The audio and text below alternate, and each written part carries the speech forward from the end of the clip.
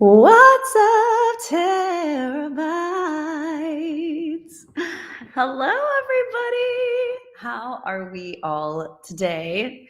As people join, I just want to tell you guys that we are almost to 1.5 milli. So excited about that, by the way. We had a crazy couple of months of new subscribers, like absolutely crazy, like almost 100,000 new subs in a month. And that happened for like quite a few months at a time. So it's been amazing growth, super happy about it. And really just proud of us, right? I'm super proud of everybody. And as people come on, hey, Avery, good to see you. I love to know where people are in the world when they join. So if you want to just shout out, your home city or country or whatever, I'd love to hear it. Hey, Jessica, good morning to you. Jessica Kluth, you are a member of our Terra Simon Studios app. Super happy to have you here. Hey, Maylin, great to see you. What's up, Lucy? Upstate New York, Germany, awesome. Hawaii, Dubai, NYC. Woohoo! I love it. Oh my goodness, so many of you. It's like everybody got the notification at once and you're all here immediately. Northeastern Maine, love it. Hey, Jacob Kyle. What's up, Dixon? What's up, another New York, a Sydney, Australia. We got another Germany in the house, Philippines. Woohoo! Nice, nice. Yeah, so I try to come on live. Someone's saying, oh, what a surprise. I try to come on live about once a month, but it's never like a definitive day. I probably should schedule and make it like something you guys can look forward to. But I also like to catch you off surprise, and I like to do lives with people who are like the most dedicated and loyal and come on no matter what. Jacob Hackworth, Pennsylvania, awesome. Iraq, wow. Makati, Philippines, Greece, North Carolina, Philippines, California, Poland. I just think it's so cool, isn't it, that we can be from all over the world and still have communication. I mean, that never gets old to me. So good. France, parlez français. South Carolina, Indy, nice. Portugal, shout out please to Rosa Rue. Kazakhstan, the home of Dimash. Speaking of Dimash, I know you guys are all up in my grill about reacting to Dimash. And listen, I want to let you know, I love him and I think he is amazing. But I am doing a hard stop on reacting to things that no longer allow me to receive monetization for it. I don't know if you guys know this, but I've literally lost out on about $2 million worth of AdSense money that should be mine, that record labels, management companies, and publishing companies steal from me and a lot of other creators. My content falls under fair use, and I am allowed to create commentary that's educational based off of the catalyst of the music that I review and react to, and they're literally demonetizing it fully, and I've lost out on that much money. And so I'm just not going to be spending money on my time, on editing time, on thumbnail design, all the back end. It costs hundreds and thousands even sometimes of dollars to create a video. And it can be a reaction video. And I love it. And I love making that content for you guys, but for it to be fully demonetized and me to make $0 back off of it. And I don't have a Patreon, and I don't, I don't do a ton of sponsorships, if any. I think I've done one like on YouTube. So the juice is not worth the squeeze. And so unless you guys reach out to Dimash or Pentatonics or any kind of big artist and outcry for them to whitelist, the word is whitelist, their videos so that I can react to it, I unfortunately won't be reacting to those videos anymore. If a video is monetizable, meaning if they don't steal from me and the video that I create, I will react to it. But just so you guys know, I'm just not doing it anymore. It was one thing before I knew, like as a creator, you're ignorant, you kind of don't know what you don't know. But I thought, I discovered this whole thing about 2 years ago. And I've been trying to find an attorney to actually take it on for the last 2 years. And I finally got to someone who had experience with these cases, but also basically told me it's a David and Goliath situation. And I'm going to spend about $200,000 to get maybe like 50,000 back, because you have to fight it video by video. You can't just use your whole collection. So it's crazy. It's really, really messed up. And actually what most people don't know, and this is like super insider information, but most people, even creators like me in the music industry, they don't even realize that the money that they're taking from me and thousands of other creators is actually their record label's biggest and newest, latest and greatest income stream they've got. And they're really protective over it. And of course, I'm sure they've got deals, like back-end sweetheart deals with YouTube, because YouTube literally raises their hands up too. And they're like, oh, well, we're just the pass-through. We can't help it that they demonetize. You got to talk to them, go sue them. And it's like, well, you're the one that's letting that happen by making it so easy for them to just click a button on the back end.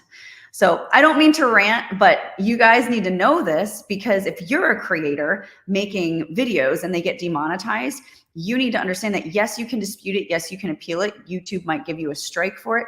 You can fight it, but it's an upward battle. But I just recommend that if you want me to react to something that's of a huge A-list artist or someone that you know is big, chances are the video will be demonetized and I will, i.e., be stolen from. And so you guys need to, en masse, reach out to that artist and be like, whitelist this song for Tara's channel so she can react to it. And because we're doing outreach, like we're trying to reach out to his people, we're trying to reach out to other artists and labels and say, hey, like if you want me to react to this artist video or your video, if you would be so kind as to whitelist it and be fair, because you're making lots of money with the song elsewhere, then we will react to it. But if you're going to also steal from me, then we're not going to expose the video. It's just as simple as that.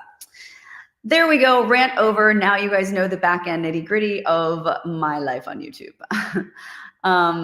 Let's see. Okay. Anybody, I would be happy to do some question and answer for you guys if you want to do that. And I can give you a little bit of update on what's going on with me as well. But I'd love to give you guys some value and answer any questions that you have. So I'm looking through chat right now. Hi, King Chance, shouting you out. Lebanon, what's up? Philippines, North Carolina, shout out. Rosa, I think I shouted you out already, Rosa. All right, scrolling down. Tim Warwick, you mentioned Tim Warwick. Oh, everybody's like, so what happened? Go back. I'm not going to repeat it. I'm not going to repeat what happened. Oh, that's a really good question.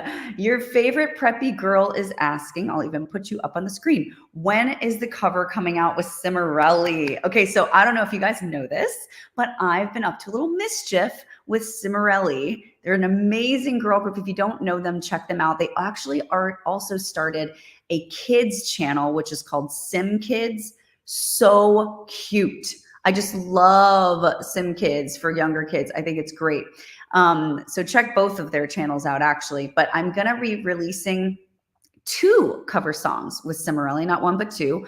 One on my channel and one on Samarelli's channel. And I flew up to Nashville a few weeks ago to film the music video with Samarelli and got to get to know the girls really well, the whole family. They're so sweet, so great, so funny. Their relationship with each other is hilarious and just so special. It reminds me of my family.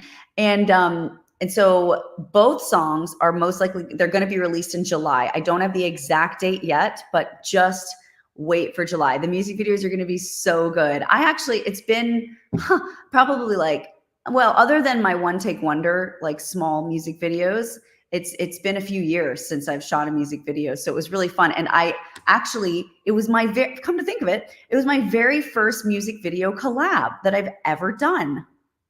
What a great one to start off with. Wait, I'm lying. No, I'm lying. Chris Clafford was my first one. This was my second. This is my first one with girls. This is my first one that wasn't just a duet. So very, very excited. Shout out to Samarelli. Go follow them if you don't know them. Your ears will be blessed. They're very talented, very sweet, very inspiring. Oh, and their song Skin. Yes, Jacob Hackworth, Christina and I were on break and I didn't hear it.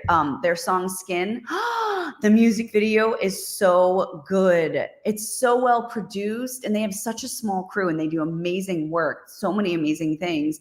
And the song is original. The message is amazing. And the video is so good. Really love that. Okay, let's see.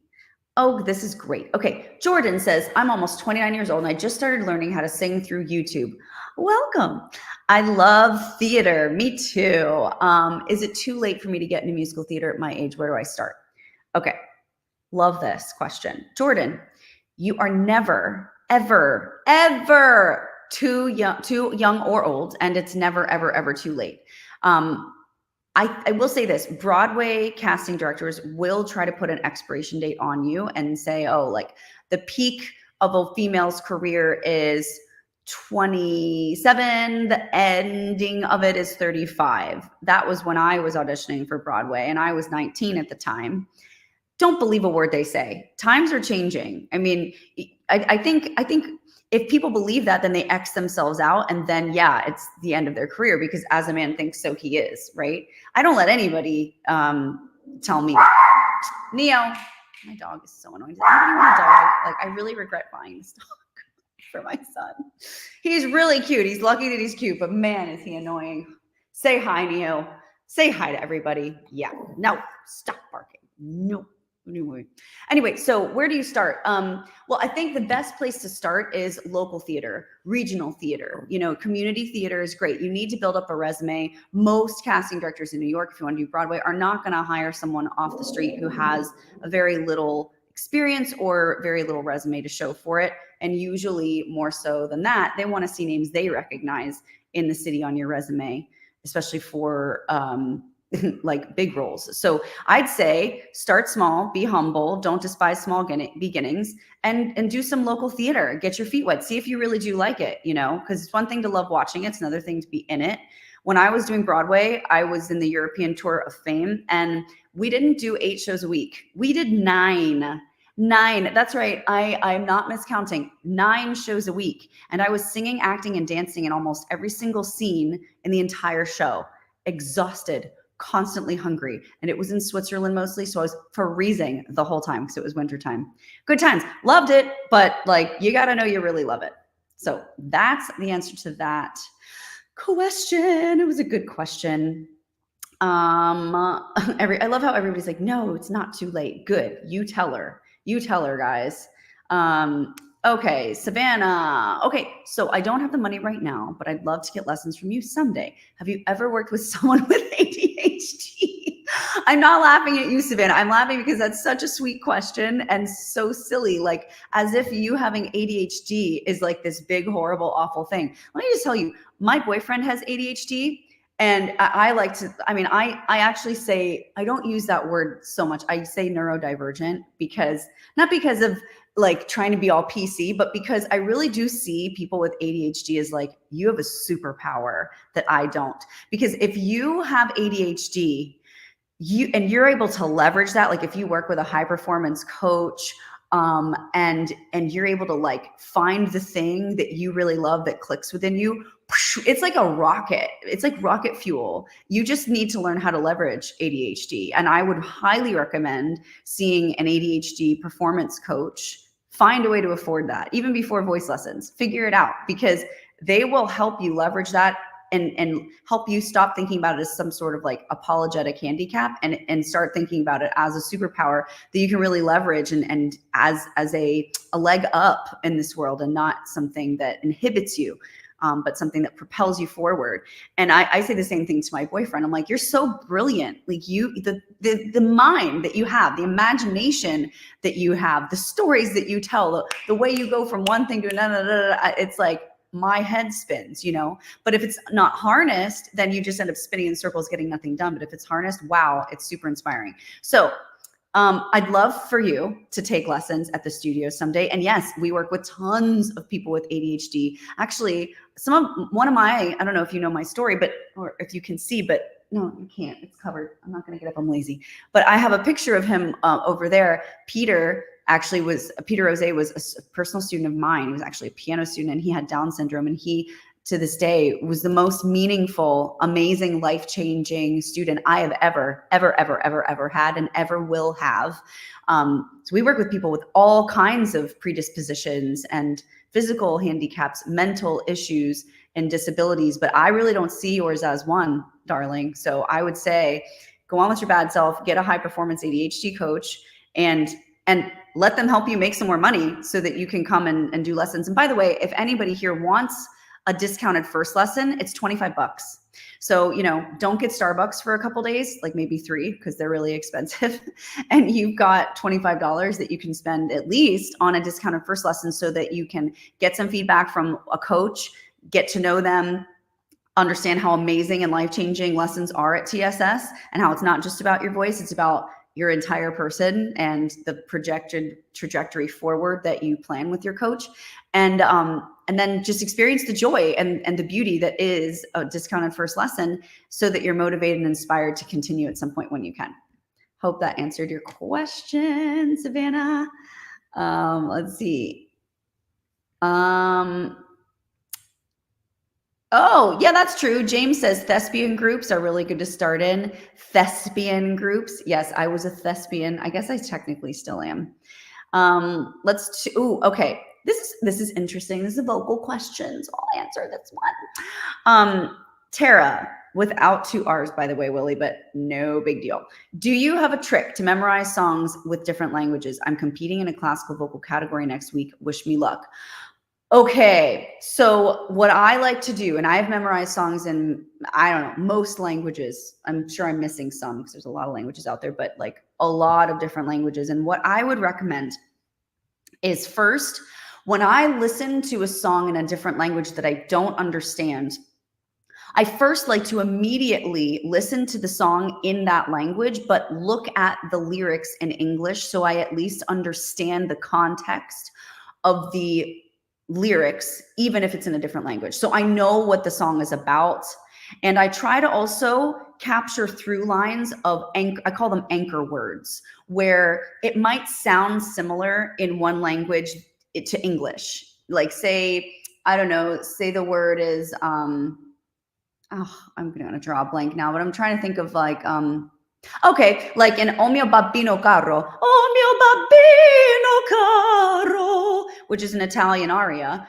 Babbino sounds like baby to me, and it is, right? So I equate that to baby, and because it's babbino, it helps me. Baby, B-A-B is both B-A-B, B-I-N-O, or B-A-B-I-N-N-O in Italian. I can't remember, but B-A-B-Y in English, right? And both are B-A-Bs. So I anchor that word. And when I have these anchor words, it's almost like when you're playing a video game and you get to the safe spot, and even if you die, you can go back to that place. Like that's sort of how, in my mind anyway, anchor words work in songs. Like there's safety spots where I'm like, okay, if I get to this, I know that like my mind will continue to remember the words. So work on anchor words. Also, I will sometimes write the phonetic spelling of the lyrics. So I won't worry about the proper spelling of the Italian word, but I'll write out on a piece of paper the lyrics from top to bottom, the way that they sound, the way that they're supposed to sound to me.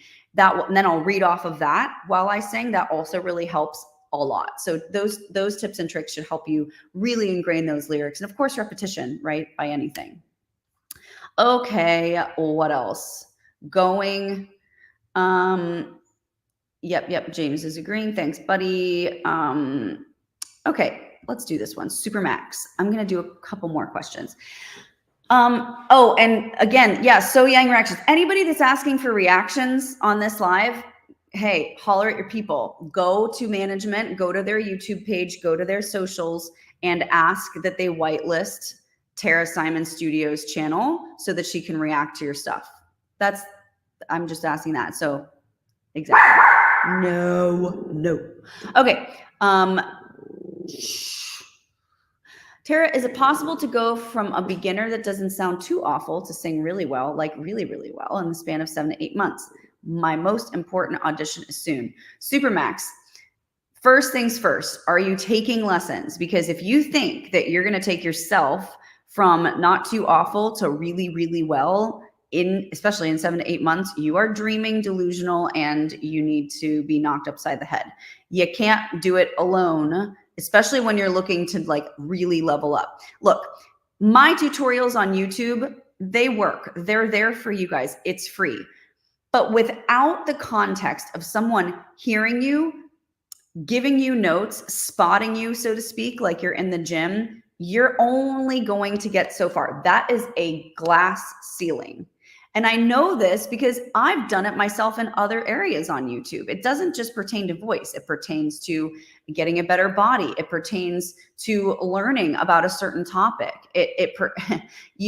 Even in business, like I can watch all the business YouTube videos in the world, but if I don't eventually hire a high performance coach to move my needle and help me, I will move the needle, but there is a glass ceiling on how much I can move it because we are designed to need other people. We're designed to need other people to get better. Iron sharpens iron. That's biblical.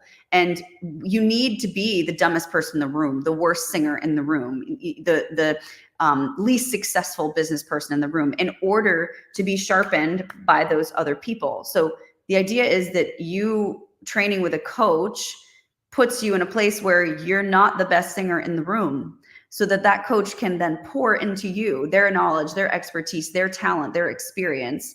And by default and by osmosis, you will get better. So first things first, yes, we can improve any voice 100%. I mean, we do a pretty intentional job at showing that. If you look at my Candace Cameron Bure series, she was DJ Tanner in Full House, celebrity actress, Hollywood actress.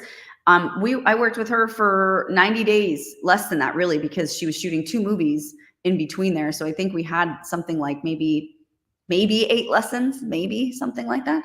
And she had no vibrato, barely any belt when we first started. And in just that short amount of time, she recorded a full cover song with vibrato, with belt, and was able to do even, I think it was a 3-note run down.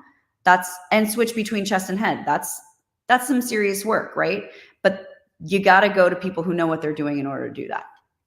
Okay. Hope that helped you. This is always the question, right? Do you think there is innate vocal talent or a beautiful voice is usually the result of extensive training, but there are technically proficient singers that people dislike due to their tone? First of all, there's going to be technically amazing savant singers that people dislike due to the fact that they didn't like what they ate for lunch that day. Like, there's people in the world who just don't like you no matter what. Nobody's going to always like you. Even me, I have people that are like, I hate your voice. I'm like, yeah, you can't win them all. You know, I get it. What am I going to do? You can't please everybody. So I wouldn't worry about that last part. You're not going to be well liked by all. And no celebrity singer is. There are people who exist in this world who think Dimash stinks, or Mariah Carey sucks, or Whitney Houston couldn't sing. There are people that I just don't like her voice. Simple as that. I mean, and I'm even that way. There are singers who I know are undeniably good, but I just don't, that doesn't do anything for me, right? They're just not my person. It's fine. It doesn't mean anything. It's my opinion, right? But in regards to the other question, yes, there is innate vocal talent, and you can be gifted by the Lord above to have a beautiful voice out the womb. I was singing E-I-E-I-O in my crib, so says my mother, who does over exaggerate, by the way, at like 10 months old. I don't know if I believe that, but she says so. Take it for what it is. But I do know this, I was singing on a stage at 3, and I was getting praise and accolades from people who were not my family that young. So yes, I did have a gift. I do have a gifting and a predisposition to sing. Would I be where I am? Would I have done the things I have accomplished in my life, performed the places all over the world I have in front of the people that I have, had I not worked also for it? No, I don't think so. Because talent, you need talent plus skill. And in order to get that skill, you have to have the grit and the work ethic, and you have to have the effort in between to create the skill. Lots of raw talent's cool, but without the work ethic, that person that is really a hard worker that maybe wasn't born with the same ratio of talent you were, but they have double the work ethic, they will surpass you. I have seen it personally in lessons. I always tell the story. I remember 2 young girls around the same age started lessons with me at the same time. One was super innately talented, and the other one was just mediocrely naturally talented, but she worked so hard. And the girl that was innately talented, she never had to work hard because she always sounded good. And I'm not kidding you, within, I think it was like 90 days, maybe a little longer, a little over 3.5 months, around 3.5 months, the girl with the mediocre talent could measurably sing better than the one with the innate talent who just didn't practice and came to lessons every week thinking her talent would get her to skate by. If you coast, those hard workers, they will outperform you eventually. It's just a matter of time. And the voice is a muscle, guys. A lot of people forget this. Just like you go work out at a gym and you keep pumping that, flexing that iron, and growing that bicep, it grows. It will. I mean, it's time and pressure, consistency, effort, right? The voice is a muscle. It can get better too. It can grow too. So the more you go to that vocal gym or your voice lessons and flex that muscle, the more it does get better. It's a slow process, but it is a slow and steady process. It's a sure thing. It's super, super cool to watch. We love that. Like, we're obsessed with that at the studio. We don't like to ever have students who stick with us and don't grow. Like, there's serious conversations to be had if we don't see forward motion, like, in short order. Because it's like, all right, we're doing everything we can. We know we are. I continue to educate my coaches on a weekly basis. Every week I see my coaches and I ask about all of the students and, hey, what's going on with so-and-so? And how's this note with so-and-so? And they'll send me videos of their lessons, be like, I'm having an issue with this. What is this problem? I can't seem to fix it. I'm like, oh, do that. Come back next week and let me know how it went. Like, I am in it, right? We are in it. And so if they're not seeing progress, like, we're like dogs with a bone. We have a huge problem with that. Like, what are you doing at home? What's going on? Like, we got goals. Let's hit them, you know? Okay. Couple more.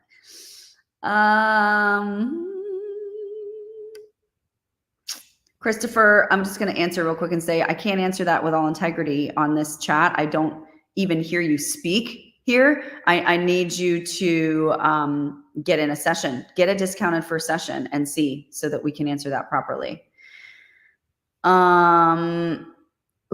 Okay, this is fun. Who is your favorite singer and why? I wish I didn't choose your question, because that's like really hard. Who's my favorite singer? Well, I mean, I can tell you that growing up, I grew up on like Sandy Patty, Mariah Carey, Christina Aguilera, Whitney Houston, a little Carrie Underwood then too. I'm sure you can hear that influence in my voice too, if you know my voice. A lot of people say I sound a lot like Christina Aguilera. I take that as a huge compliment. She's a beast. I think as far as when I say, if you were to ask me, I'm going to reframe your question. I'm going to say, if you were to ask me who, in my opinion, is the best singer in the world, and that doesn't mean favorite, like, oh, I'd want to listen to them 24/7, but undeniably skill-wise, who's the best in the world? To my knowledge, out of all the singers I've heard right now, I'm like, there might be someone in the jungle in the middle of nowhere in the Congo that's just like blowing the roof off the sucker and nobody knows. There is that, right? I'll leave room for that. But from what I know and from what I've heard, Dimash is the most skilled, has the most vocal skill as from a singer I've ever heard in the world right now. That's my professional opinion. Okay, Eddie. Tara, I'm so inspired by you. Thank you, Eddie. That's so sweet. I have a great question. Have you worked with Angelica Hale recently after Golden Hour? If yes, I hear she's doing another song. Any advice for singers? Yeah, the song she's releasing.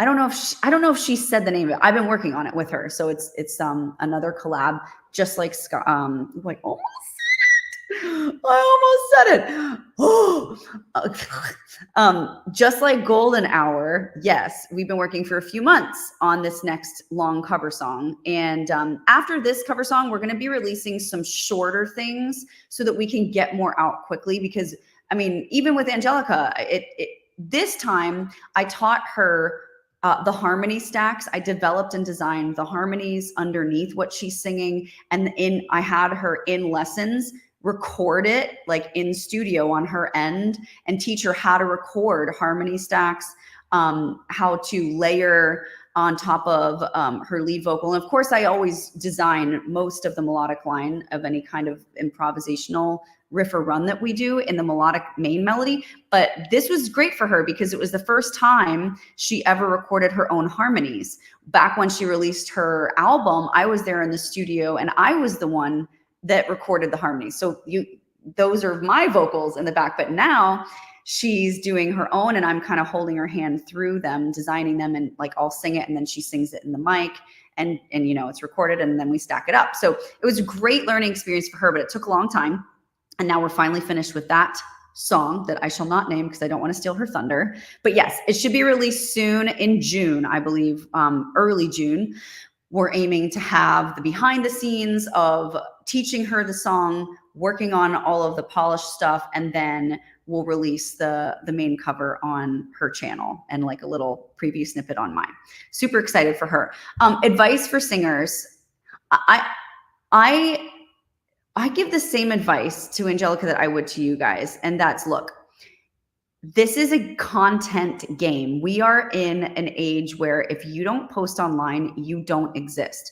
And I'm not saying that's right. I'm saying it's the way it is. So if you want to be in the game, you got to play the game. You need to be able to post content and consistently. And it doesn't have to be a ton, but it at least needs to be consistent. So with Angelica, I'm always on her. I'm like, honey, you got to post at least one long format a month, and you got to post like 3 shorts a week.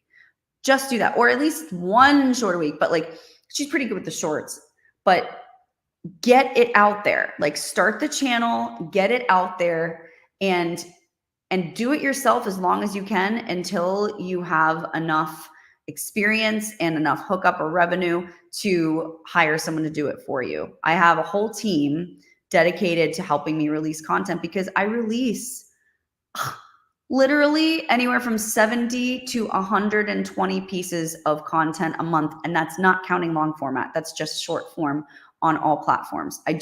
Right now I've been doing 8 long format videos a month. We're going down to 6, but I mean, that's a lot of content. I'm constantly in front of a camera, and I wouldn't be able to do that. I wouldn't be able to be this consistent if I didn't start smaller and build up from there. So my advice for singers is, A, you need to be with a coach, and a coach, like, it doesn't have to be us, but a coach who knows how to create artists, how to develop careers, because it's a disservice to singers. I don't believe that a vocal coach should just teach a singer how to sing at all. I believe that is literally 50%, no more than that. It's half-baked if it's only that at 50%. The whole point of learning how to sing is to leverage it and do something with it, right? But if you're not being educated in your lessons on how to do that, you are overpaying for that lesson. And I don't care if that lesson is $20 an hour, which is so cheap. You're never going to find someone worth their salt at $20 an hour. You may as well just like do YouTube and save yourself the $20. You need to find someone like we do who, okay, what are your goals? Very first lesson we talk about that. What are your goals? What do you want to do with your voice? It can be anything. We've had people say, I want to be on Broadway. Great. I want to do film. No problem. I want to record my own cover song. I want to start my own YouTube channel. I want to be in the praise and worship team of my church.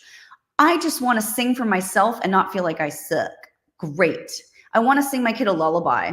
In my case, I want to sing without my kid telling me to be quiet, because my son, like, for whatever reason, does not like me to sing to him half the time. It's so offensive. Of all the kids in the world, I get the kid who doesn't want me to sing. Anyway, I digress. You need to get a coach that's going to get your goals, get behind them, and remind you of them, keep you accountable of them, and not just teach you how to get a voice to reach your goals, but teach you how to get a skill, a plan, a critical path forward to reach those goals. So for instance, just for instance, if you came to me and you were like, I really want to be on the worship team of my church, I'd be like, okay, well, is there a choir, and are you serving on that yet? Because you need to be. You got to like learn how to sweep the floors before you can get a vacuum. So you need to be in the choir, make yourself known, add value where you can. If it's not a place where it has a choir and it's on audition only praise team, then guess what?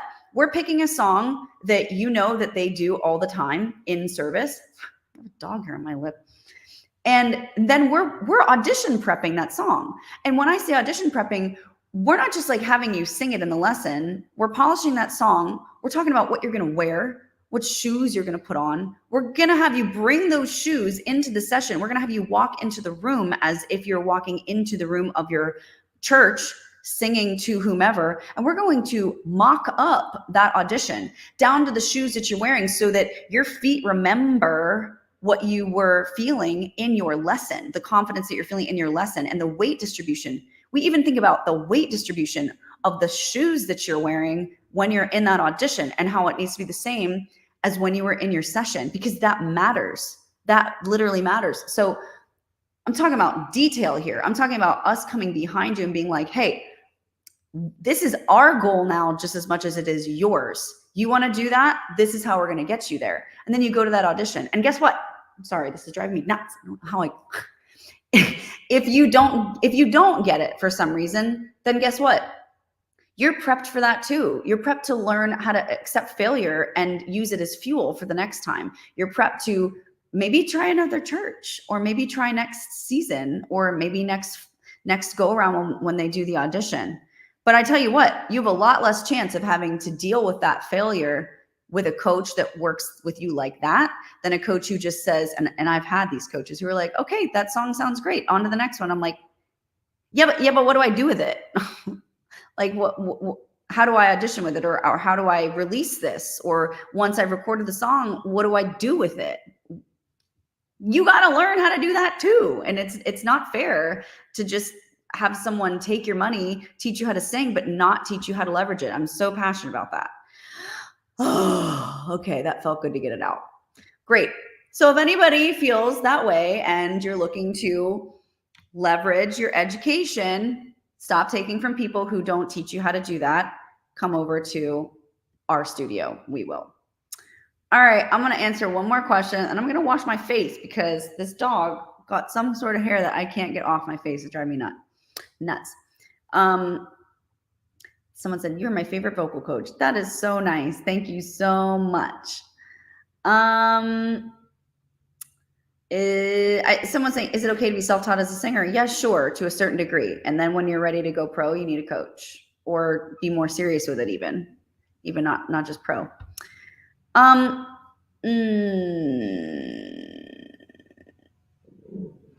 Okay, this is cute. Hannah, what's your favorite instrument and song? Well, I am partial to the piano because I play it, and I've written 99.9% of all the hundreds of songs I've written on the piano. I've written like one song, maybe two songs on the guitar, but I would not call myself a guitar player. Kind of don't know what I'm doing. I can just like by ear pick around and fiddle around.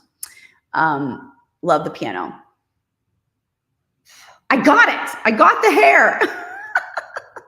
Gosh, it was driving me nuts. You know, when like you can't see it, but you can feel it, and you can't. Anyway. So yeah, piano. And you guys were like, she's so weird. Probably. It's also not great like talking, and I know that you're there, but I can't hear you talking back or laughing. So if something's funny and I'm laughing in a room by myself.